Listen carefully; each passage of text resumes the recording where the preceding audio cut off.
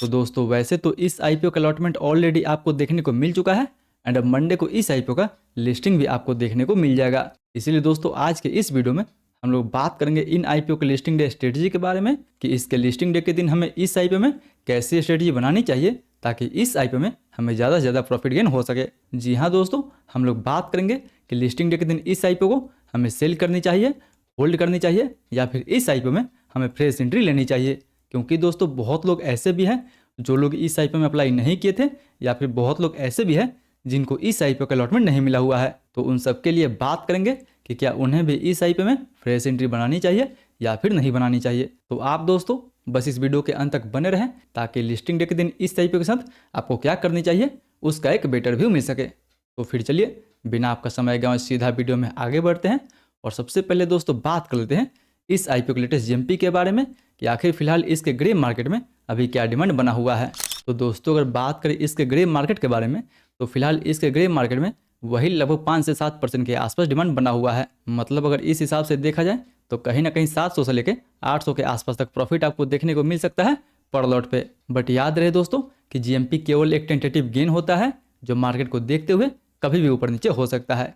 तो मे भी इसका लिस्टिंग अगर मार्केट अच्छा रहा तो 5-7% के ऊपर भी हो सकता है एंड मार्केट खराब रहा तो मे भी इसका जो लिस्टिंग है वो दोस्तों फ्लैट भी हो सकता है। बट अगर अभी इसके लेटेस्ट जीएमपी को देखते हुए बात करें तो उम्मीद है कि इसका जो लिस्टिंग है वो कहीं 5% के आसपास तक हो सकता है। लेकिन दोस्तों इसका लिस्टिंग पॉजिटिव में हो या फिर माइनस में हो हमें हर सिचुएशंस के लिए रेडी रहनी चाहिए एंड इसके लिए हमें एक फुल प्रूफ स्ट्रेटजी बना के चलनी चाहिए। तो चलिए अब फाइनली बात कर लेते हैं कि आखिर इन आईपीओ में हमें लिस्टिंग डे के दिन कैसी स्ट्रेटजी बनानी चाहिए। तो दोस्तों अगर सबसे पहले बात करें इसके प्राइसमेंट के बारे में तो फिलहाल इस आईपीओ का जो प्राइसमेंट रखा गया था वो 208 रुपये से लेकर 219 रुपये पर शेयर रखा गया था एंड हालांकि इसके ग्रे मार्केट में अभी लगभग 5 से 7% के आसपास डिमांड बना हुआ है तो उसको देखते हुए इस आईपीओ की लिस्टिंग कहीं 230 रुपये से लेकर 235 रुपये के आसपास तक हो सकता है। मतलब ये कंपनी अपना आईपीओ वहीं लगभग कहीं 17 के पी पे लेके आई थी, जबकि वहीं अगर ये 235 के आसपास लिस्ट होता है तो इसका जो पी रेशियो जाएगा वो दोस्तों 80 के आसपास जा सकता है। एंड हालांकि दोस्तों इसी की जैसी मार्केट में और भी बहुत सारी कंपनी है जैसे HFCL हो गया या फिर बोनदादा इंजीनियरिंग्स हो गया।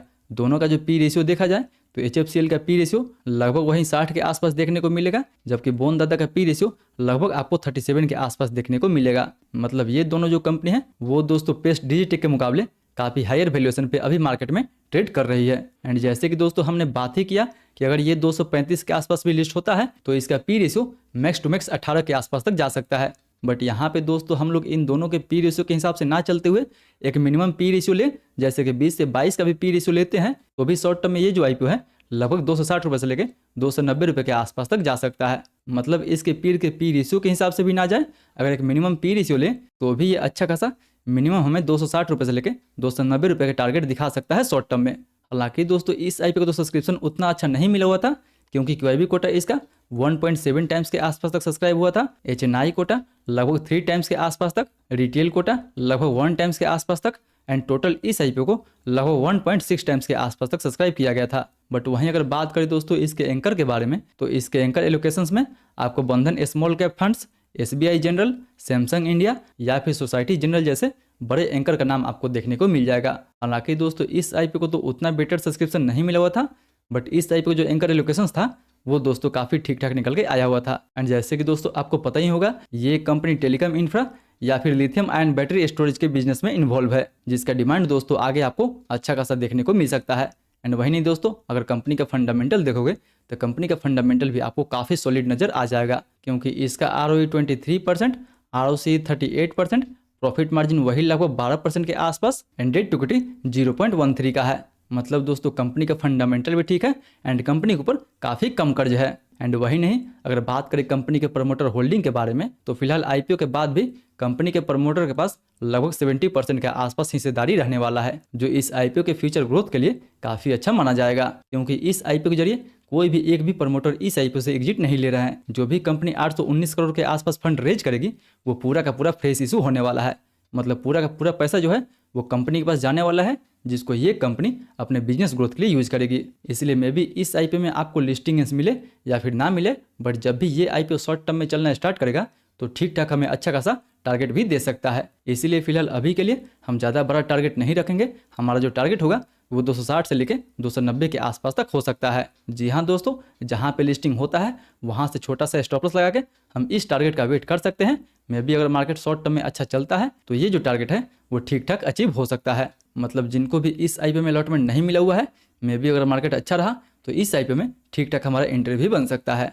बट जिनको दोस्तों इस आईपीओ में रिस्क नहीं लेना है तो लिस्टिंग एक दिन उन्हें जो भी मिले, लिस्टिंग लॉस मिले या फिर लिस्टिंग प्रॉफिट मिले, वो लेके अपना इस आईपीओ से निकल सकते हैं एंड और भी आईपीओ में अप्लाई कर सकते हैं। बट याद रहे दोस्तों कि लिस्टिंग एक दिन कोई भी आपको डिसीजन जल्दीबाजी में नहीं बनानी चाहिए। सबसे पहले प्री आईपीओ सेशन में इसके प्राइस एंड वॉल्यूम को अच्छे से एनालिसिस करना चाहिए एंड उसके बाद ही आपको इस आईपीओ में कोई भी डिसीजन लेनी चाहिए। एंड हाँ दोस्तों, अगर आप भी हमारे साथ मिलकर प्री आईपीओ सेशन में इसके प्राइस एंड वॉल्यूम को अच्छे से एनालिसिस करना चाहते हैं तो उसके लिए मेक श्योर कि आप हमारे टेलीग्राम ग्रुप से जुड़ना ना भूलें, जिसका लिंक भी नीचे आपको डिस्क्रिप्शन बॉक्स में देखने को मिल जाएगा, जहाँ पे हम लोग हर आईपीओ के प्री आईपीओ सेशन में उसके प्राइस एंड वॉल्यूम को अच्छे से एनालिसिस करते हैं एंड देखने की कोशिश करते हैं कि लिस्टिंग के बाद उस आईपीओ में सप्लाई देखने को मिल सकता है या फिर डिमांड देखने को मिल सकता है। बाकी बात दोस्तों, ये तो था मेरा पूरा लिस्टिंग डे स्ट्रेटजी इस आईपीओ को लेकर।